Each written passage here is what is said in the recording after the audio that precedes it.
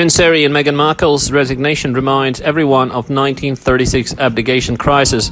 Will they also be exiled? Prince Harry and Meghan Markle surprised everyone with the announcement on Instagram and swirling rumors that they would abdicate their seats. The Sussexes confirmed their decision to step back as senior royals of the royal family. This news reminded everyone of the time that Edward VIII left Britain for his wife, Wallis Simpson, called the 1936 abdication crisis.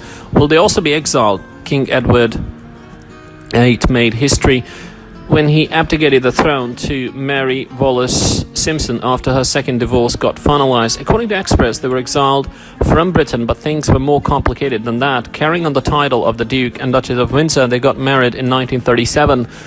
A year after Edward VIII's abdication, they mainly lived in France, where he spent the rest of his life in retirement. Just like Meghan Markle and Prince Harry, who plan to divide their time between the United Kingdom and North America, Edward VIII and Wallis Simpson often traveled to the United States. There, they made a great deal of high-profile media appearances.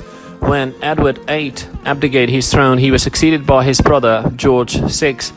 His Majesty denied the two to live in England, but they remained financed after their royal exit. They were removed from the civil list and received an allowance from the King annually. Edward VIII received £21,000 every year, about 1.4 million in today's money, in exchange for not returning to the UK. In 1937, he received a letter from the government saying he could only return to England with George VI's permission.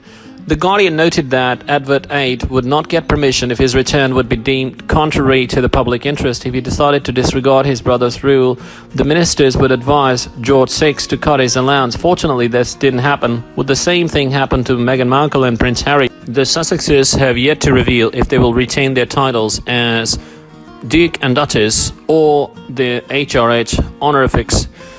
However, they already made it clear they wanted to be financially independent, hence the opposite of Edward VIII and Wallis Simpson. They would never receive an allowance from Queen Elizabeth II. The two announced that they would continue their new charitable entity, the Sussex Royal. We intend to step back as senior members of the royal family and work to become financially independent while continuing to fully support Her Majesty the Queen. Meghan Markle and Prince Harry's announcement read, "We now plan to balance our time between the United Kingdom and North America, continuing to honor our duty to the Queen, the Commonwealth, and our patronages."